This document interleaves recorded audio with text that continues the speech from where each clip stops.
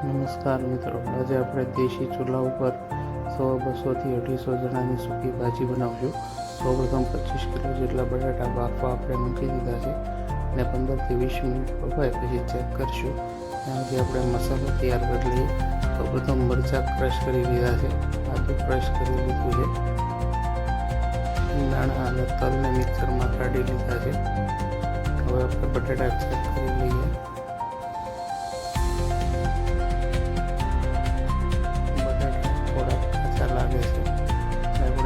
હજી રહેવા દઈએ. હવે આપણે બટેટા બફાઈ ગયા છે તો બધા બટેટાને એક ચોકીમાં કાઢી છાલ ઉતારવા અને કાપવા માટે આપી દઈએ. હવે આપણે વઘાર મૂકી દઈએ. એક તપેલામાં આશરે 4.5 કિલો જેટલું તેલ લીધું છે. થોડુંક તેલ આવે એટલે આપણે સૂકા મરચાં નાખીશું.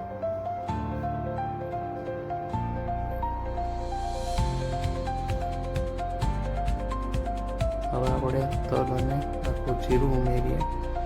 તેલ આવી ગયું છે. મીઠો લીમડો ઉમેરીશું.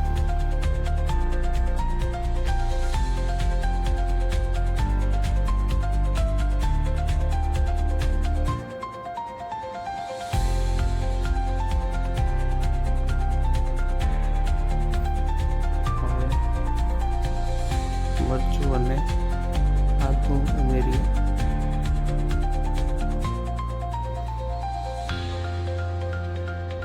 એકવાર વઘારને હલાવીશું.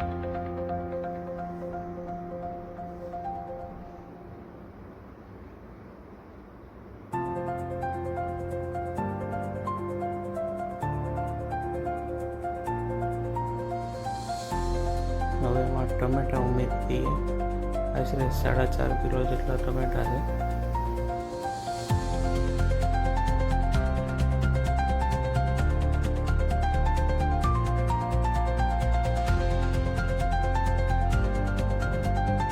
સ્વાદ મુજબ મીઠું ઉમેરીએ.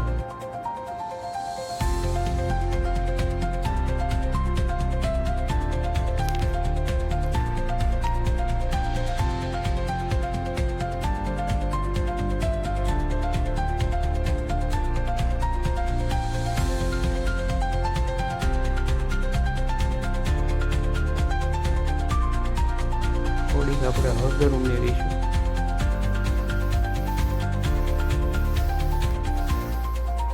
થોડીક વાર પાકે એટલે આપણે એમાં મસાલો ઉમેરીએ. એમાં તલ, શિંગદાણાનો ભૂકો, મરચું લાલ, હળદર, ધાણા જીરું, ખાંડ અને આશરે 500 ગ્રામ લીંબુનો રસ ઉમેરી દઈશું.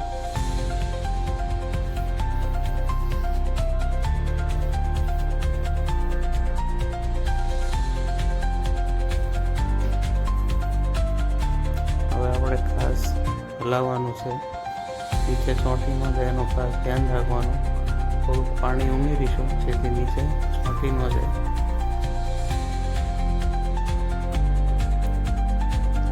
હવે ટમેટા પાકવા દઈશું. ઉપર તેલ આવી જાય પછી આપણે બટાટા ઉમેરીશું.